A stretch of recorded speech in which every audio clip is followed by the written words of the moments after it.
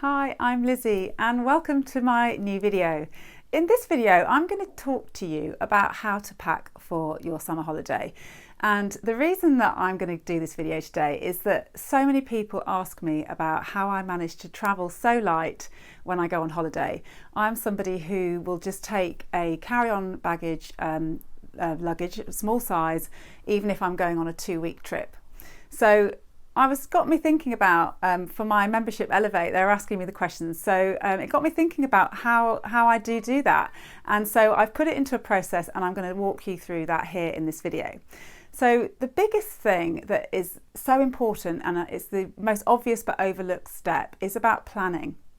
So that is the first thing that you need to be thinking about. If you find that you go on holiday and you find you've got items that you never wear, you've got shoes that don't go with any outfits, you come home and as you're packing to come home, you're just looking at all of these things that you never wore, it's because you didn't plan in advance. So the first thing I want you to do is the next time you have a holiday planned, and it doesn't have to be a summer holiday, it could be a business trip, it could be a weekend away, is just to make sure that you schedule some time in your diary. So when you put the flights in your diary and you put the holiday in your diary, also put in a time slot of a minimum of an hour, but maybe a couple of hours if you can spare it, at least a week out from that holiday. Ideally, before that, 2 weeks would be the best idea, just to say, right, I'm going to put some time in the diary and I'm going to really look at what I need for the trip. So that's the first thing to do, is time in the diary. Then, and I've created a document for you, which you'll be able to download under this video, and it's a 2-week packing planner. So it's a 1 to 2 week packing planner. So if you're going for less than 2 weeks, you can still just, fill it in for 1 week. And in that planner, what I want you to do is just go through the week that you're away and fill in, like I've done here, fill in the days that you've got planned. Now, if you're somebody who is a bit like me, I'm not a big planner, but when I'm going on holiday, I've got an idea of the kind of things I'll be doing. So for example, I'm about to go on a 2-week trip to Croatia, and I know that in that trip, I will be doing some sightseeing in Dubrovnik. I will be going up a mountain hiking. I'm going to go on a jeep safari. I'm going to exercise. I need my running gear. I'm going to be going to the beach. I'm going to be going on a boat. So I've got an idea of the various things. So then it's like mapping them into the 2 weeks so that I've got an idea of when I'm going to be doing different activities. So in this planner, you'll fill that in. And then there's something that I call levels of dress. And this is a really good way of working out the different categories of dress so that you're looking at everything as an overview. So against every item of the thing that you're going to be doing, you would then mark it as a level to dress. And the key that I've got on the bottom of this sheet that I'm going to give you, it starts off with the pool and the beach. So that's obviously just swimwear. And then it goes to very casual, smart casual, dressy evening. And then I've left one blank for you. So if there's a different category that would be useful for you, you can fill in that there. And then you map it out. So for example, beach is level 1, boat trip would be level 2 for me. Day 1 is always traveling. So you start off with day 1. Traveling for me would be level 3. That's probably the smarter I'm going to get. And then obviously there's some evenings where I am actually going to go to a cocktail bar, so that would be level 3. So that's sort of my highest, because I'm not, even when I'm on this particular holiday, it's not a 5-star resort holiday, it's a very casual holiday. So even my evenings out are still going to be very casual. So it's when you've got that idea of everything mapped out, then you can go through at the bottom here, there's a tally area. And you can add up all the different times you're going to be wearing different outfits and see where things fall. And actually, so there's something like dressy evening has only got 1 score. So I know that I only need 1 item that falls into that category. However, the beach and the pool has got about 8. Over the time I'm there, that's going to be a lot of my activity is just going to be chilling at the beach. And very casual is also very high. It's got an 8 there. And then casual has also got a very high score of 6. So that really gives you a really good overview. So once you've got that idea, it really helps you to see, and then you can start off with day 1, like I say, is traveling. So the traveling outfit, particularly if you're going from a cooler country to a very hot country, and if you're like me, you catch an early flight to make the most of the day, you could be leaving home and it might be the coolest temperature you're going to have the whole trip. So that's also usually where you're going to wear kind of the most clothes. So you'd wear your thickest clothes on that trip. However, I would really, if you're going to a hot country, and obviously you can still use this way for doing it, even if you're going skiing or going somewhere cold, but you would reverse it maybe.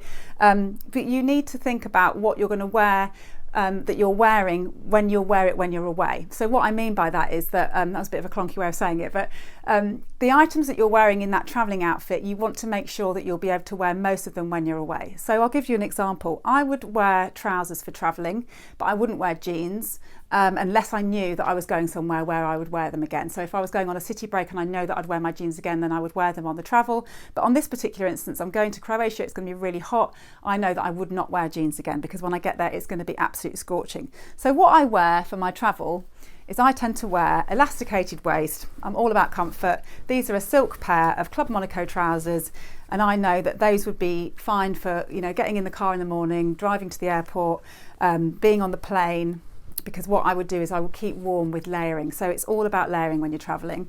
So for me, I would then wear, again, really thinking, remembering that anything that you wear, you want to be able to wear again. So I would then wear a t-shirt. So a white t-shirt would be my next thing. It's really comfortable and can be layered with a fine knit jumper would go over that. This is a grey J. Crew jumper. This would go over that. And then I know that I would wear a thick scarf, you know, a thick as in as big as a square scarf that can be wrapped around me if it's aircon, but also double up as a pillow. So that would be my travelling outfit. And then what I would also put with that is I have these puffers, which I've talked about before. I wouldn't go anywhere without this. So because this puffs down into a tiny little bag and it will go in my hand baggage, I would just always throw that in just in case, because you just never know. I've been on a flight before where it's just been freezing, or, you know, on the journey home, you never know, you're going to arrive in the middle of the night, it might be cold. So just to have something that you just know, you might never get it out of its little bag, but then you know you've got it, I would pack that. And then normally for travelling as well, I always have a hat, a sun hat on when I'm on holiday, so I know that I need to wear that on the travel as well. And then on my shoes, I'm a Toms fan, so I would just wear my Toms on that trip. And that's probably, I would wear my black pair because they tie in with my scarf, and we're already starting to create outfits. So once you've got those first items in on that first outfit, you then go to your next day and you start looking about what you're going to wear, what activity you've got on your next day. And if you can, so for example, my next day is beach. Very clear for me, the next day is beach. So the items that I've worn on my travel day are not going to be worn on the next day. So then I'm starting afresh from a new outfit. So for me, for example, I would take, I'm a bikini wearer, so I've got my bikini and a beach cover up that I've got. So that's my day 2 outfit. What am I going to wear on my feet at the beach? I would wear my, if you've ever been to Croatia, you know the beaches are very pebbly, very sore on the feet. I've got my Birkenstocks, the plasticky Birkenstocks that I can pretty much swim in. That's my day 2 outfit. So that's covered off. So then when you go to your day 3, so my day 3, for example, is sightseeing. Now I would know that I could wear these for sightseeing. They're very, very comfortable. I could equally wear those Toms. So those could be covered off. I know when I like sightseeing, I would put on a cotton dress. So for example, I like to put a dress on which is a little bit more, this is a knee-length dress, it's not a beachy dress. If I decide to go into a cathedral or a church, I'm relatively covered up, and I could also just have the shawl in the bag that can just be thrown over the top if I needed to. Got my sun hat, so I know that's an outfit and I've got things to wear that with. If I wanted to, I might put a pair of my you know, more sturdy Birkenstocks in, and then once I've started building these outfits up, I know that I've also made a note on a list of the items I've got. If I find that at the end my hand baggage is a bit too full, I know that I could lose, for example, I could lose these Birkenstocks and the other ones would do the job. It's just nice to have a little bit of variety. I'm going for 2 weeks, I would like to be able to mix it up. And then I've got an option of, say for example, one day I'm going to be going on a beach. I know on that I will want to cover up, so I'm going to wear my kind of casual, very casual linen-y trousers, but to cover those off I would just wear the white t-shirt that I wore on my travel day, so that I'm not taking an extra top, I don't need another top.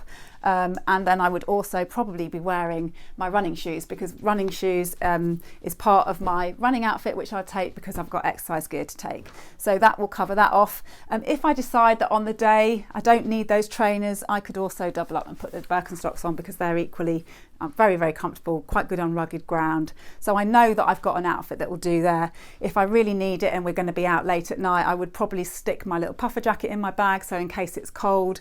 But equally I've also also got my fine knit jumper if I want to add another layer on. So there's another outfit without taking anything extra. I've only added one pair of trousers and I know that I've got an outfit to go.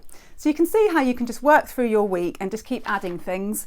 And then you get to the point where you go, actually for that day, I can wear, you know, I might wear the same trousers on another day if I go for a hike, and I could put a different t-shirt on, and you can start layering up. So for example, I might want to put in my linen shirt that's got longer sleeves, because if I was climbing the mountain, I want a lot of air circulating, but I also want to have my arms covered because it will get really hot and I don't want to get burnt. So that's another layer.